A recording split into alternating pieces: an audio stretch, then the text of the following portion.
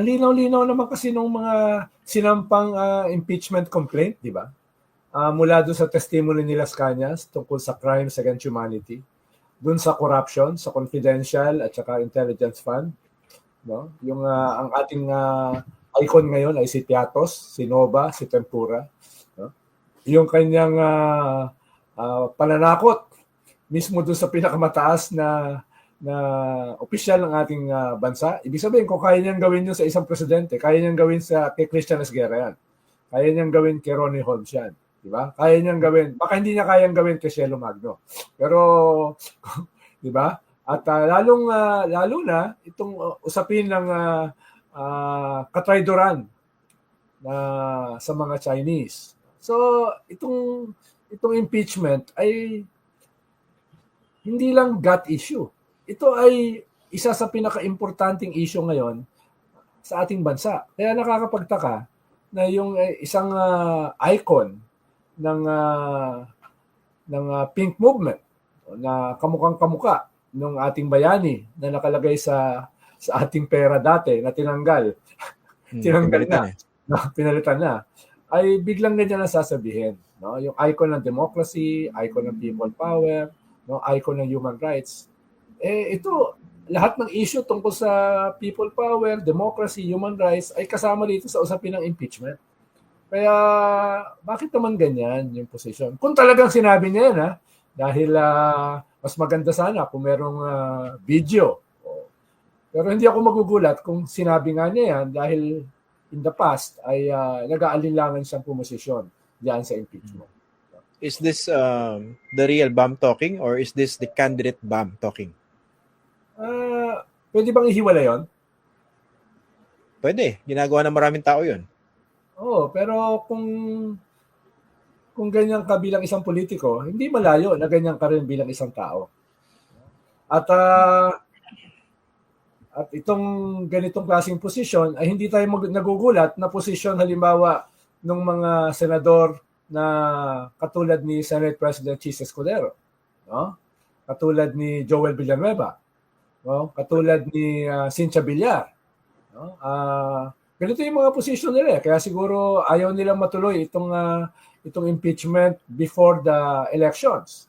Kaya anong sabi ni Chis? After the SONA na lang. No? Kaya doon hindi masyado nakakagulat. Na nakakagulat yung kanilang ginagamit na legal arguments. Na parang iba yung ang sabi ko nung nakaraan, sako ng gawgaw pinagkukuha. No? Pero sako ng gawgaw niya kinuha yan. Oo, di ba? Ito, siyempre, iba naman yung nito. Iba yung tradisyon nito. At iba yung kinakatawan niya sa ating political spectrum. Kaya medyo nakakapanlumo kung ito ay maririnig natin galing sa ganyang klaseng politiko at saka ganyang klaseng tao. At inuulit ko, hindi naman siya pwedeng ipaghiwalay. And actually, this also fuels the narrative of Sara Duterte supporters na, di ba, may mga kumakalat ngayon. Yung mga ibang kakamping talagang suportado si Sara, di ba? Sinabi niya, no press con niya, di ba, nung Biyernes? Sinabi niya. Kumbaga, kung meron ganito mga pahayag, assuming this is accurate, coming from someone like Bam Aquino, na identified sa pink movement, lalo nagkakaroon ng legitimacy yung sinasabi ni Sara Duterte at nakakatulong dun sa kausa niya to protect herself and not exactly what is right and what is just. Tama. Kaya ito ay pumapasok doon sa sinasabi natin na political calculation. Na wala na rito yung usapin ng bayan, wala na rito yung usapin ng kinabukasan ng ating lipunan, wala na rito yung kinabukasan ng susunod na henerasyon, susunod na salinlahi. Ang panalang dito ay paano manalo. At ito rin yung pinanggagalingan nitong napakaraming mga senador natin na ayaw maapektuhan yung kanilang bakasyon. Ayaw maapektuhan yung kanilang botong makukuha sa parating ng midterm election. Ayaw maapektuhan yung kanilang mga plano para sa 2028. Ako naman, Justice. Dapat pa itong mga ito. Kung totoo yan, paano kung hindi naman totoo, handa naman tayo mag-apologize. No? Kung hindi totoo, isumpa natin si Justice. si Justice Llamas ang isumpa natin kung hindi totoo yan kasi siya nagpadala eh. Kasi si Sa Bam Aquino, pantindig. di ba? He was quoted as saying na hindi naman daw issue yan ng mga ordinaryong Pilipino, issue yan ng mga politiko. Ito ba pwede So that magkaroon is ng hit a sa kanya? soft, that for me, that is a soft way of communicating that he is not for forthwith impeachment hearings. Pag sinabi mong pag naglabas ka ng ganyang statement, that is already, di ba, hindi naman mahirap intindihin yung sinabi niya. That can already be taken as a soft stand. Again, politiko sila eh. They will try to remain as neutral as possible. Pero dahil dito sa yung Rubicon na sinasabi parati ni Commissioner Justice Edu, andito na, tumawid na tayo sa Rubicon eh. Hindi ka na pwedeng mag-fence it. There's just no way to do it. Ano kabiligtaran ng forthwith? Forgo? Ano daw eh? Three not. Ayan, hindi, not forthwith. But anyway. Di ba kasi pag Bam ka, tsaka Kiko Pangilinan, pag tinanong ka about impeachment, parang may expectation ng paninindigan mo. Ngayon, kung hindi nang sasabihin mo, could that go against you as a candidate? Yung burden of expectation. Absolutely. Alan, yung base mo ba na tingin mo ay sa'yo na, hindi ba yung mawawala sa'yo? Maaaring yung mababawasan if they get, because again, the burden of disappointment, perfect term, no? We call it the fasten, the anchor of longing. You're so invested in the concept of Bam and Kiko being hardline idealists, in the Marangal, representing the Marangal ideal. May gawin lang sila na slightly perceived to be against those, ang tindi ng backlash. We're talking about laglag bala here, going back to Pinoy administration, because the Pinoy administration was able to instill in the Filipinos na ito na ang Camelot. This is already the closest thing to a perfect leadership that you can get. And the hopes were so high. Filipinos were dreaming. So, isang issue na kasing babaw ng laglag bala na sa totoo lang, walang kwenta-kwentang issue yan, was enough to cause a major fissure and a major crack.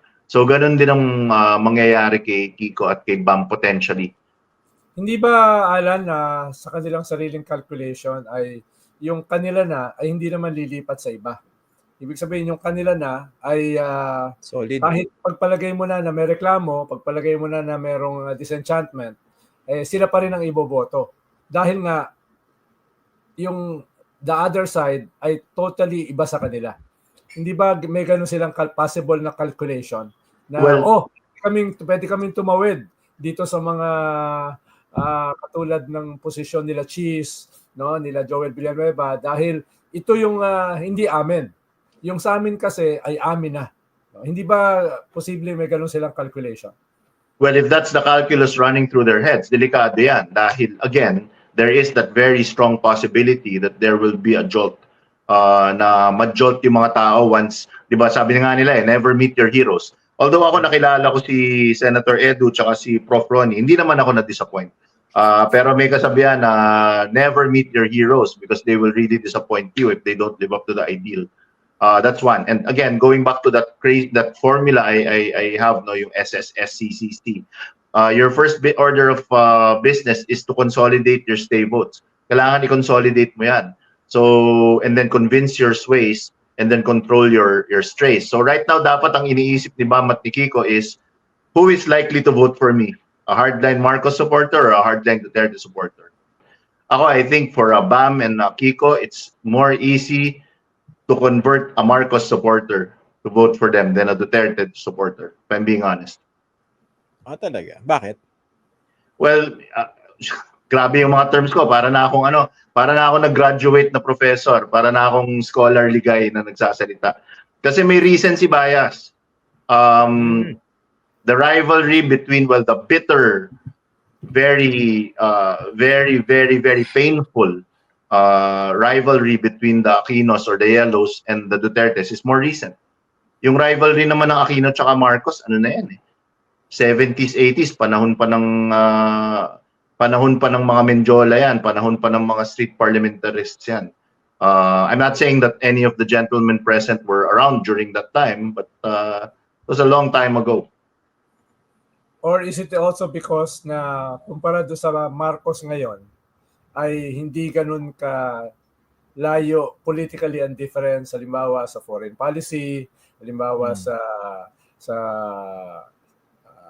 extrajudicial killings, human rights, hindi lang dahil mas matagal na yung pagitan, no? Kundi baka kumpara sa mga Duterte ay mas hindi ganun ka-antagonistic yung mga posisyon. Pwede pa ring i-brute force yung ideology nila. Mafi-fit mo pa rin somehow kasi Aquinos and Duterte talagang ideologically diametric opposites. Hindi, pwede rin bang parang ang dating dito, this was not the Marcos, the worst that they were expecting? You know, and that's a sensibility that I don't know if Pulse has done a study on that, but it's a sensibility that at least sa pag-iikot ko, a lot of people share. They were actually expecting a lot worse from PBBM. And they were, syempre, may PTSD, iniisip nila magiging parang clone ng tatay to. When in fact, they realized that, wow, for once, we're listening to a president who's not going on a stream of consciousness rant. Wow, for once, meron tayong presidente hindi nagmumura. Wow, for once, meron tayong presidente na marunong tumupad sa time commitments, hindi 4 hours late. So it was also that, di ba? The comparison was so stark.